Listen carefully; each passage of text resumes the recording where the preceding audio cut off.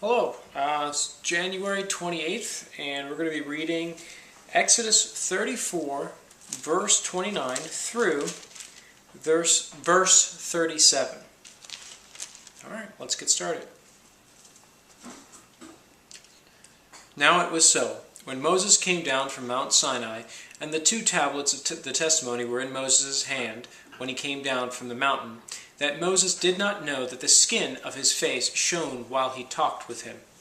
So when Aaron and all the children of Israel saw Moses, behold, the skin of his face shone, and they were afraid to come near him.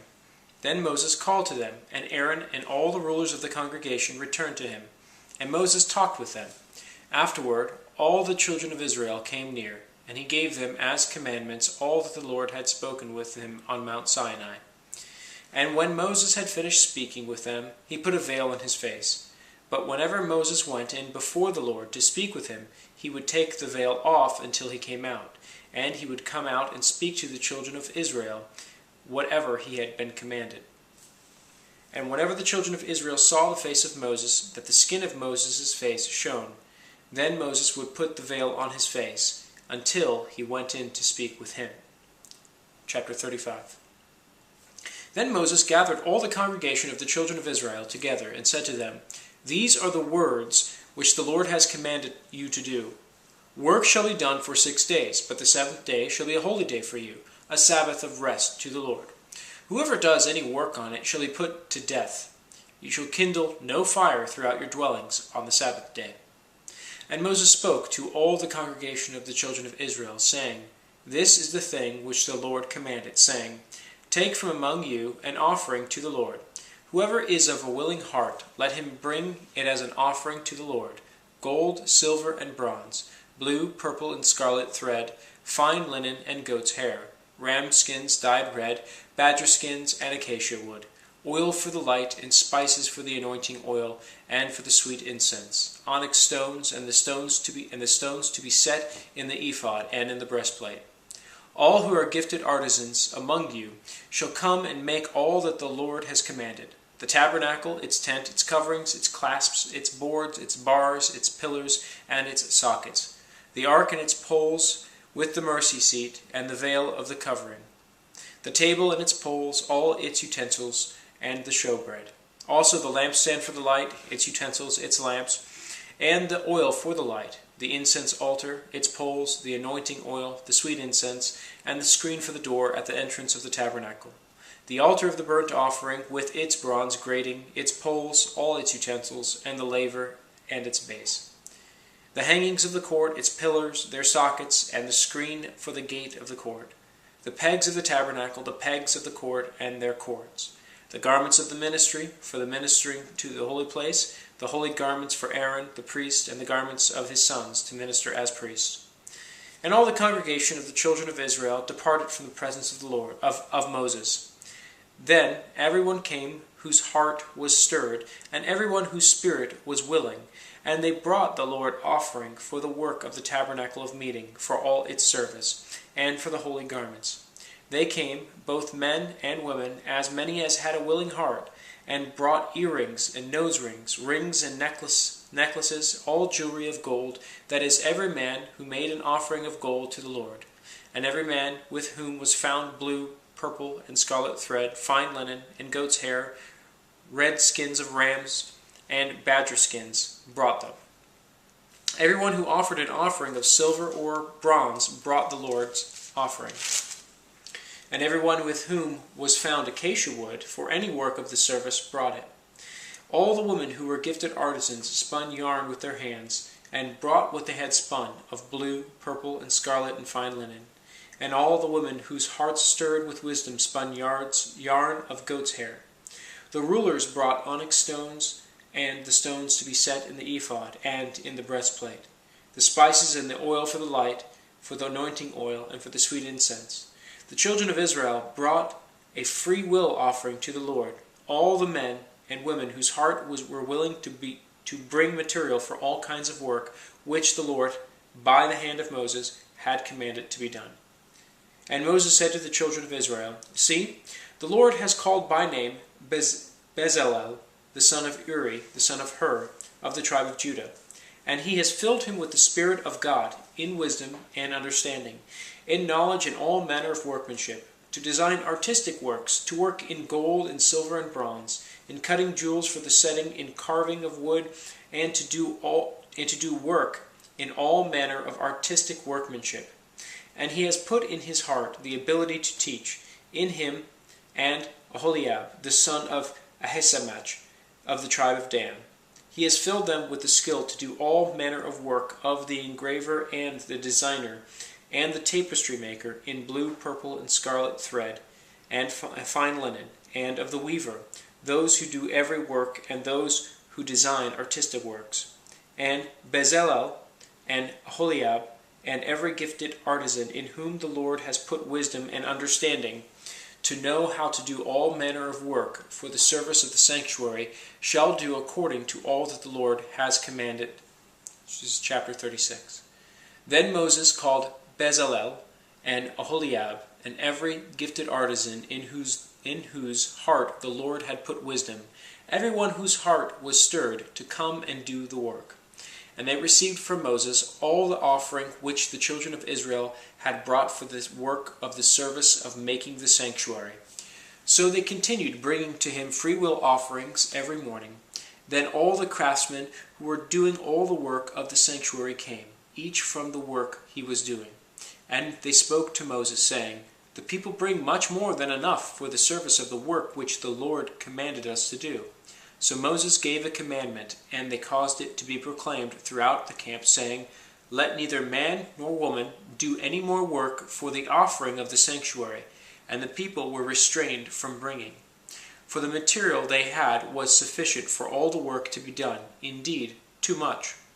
Then all the gifted artisans among them who worked on the tabernacle made 10 curtains woven of fine linen and of blue, purple, and scarlet thread. With artistic designs of cherubim they made them. The length of each curtain was 28 cubits, and the width of each curtain 4 cubits. The curtains were all the same size. And he coupled 5 curtains to one another, and the other 5 curtains he coupled to one another. He made loops of blue yarn on the edge of the curtain on the selvage of one set. Likewise he did on the outer edge of the other curtain of the second set. 50 loops he made on one curtain, and 50 loops he made on the edge of the curtain on the end of the second set. The loops held one curtain to another. And he made 50 clasps of gold, and coupled the curtains to one another with the clasps, that it might be one tabernacle.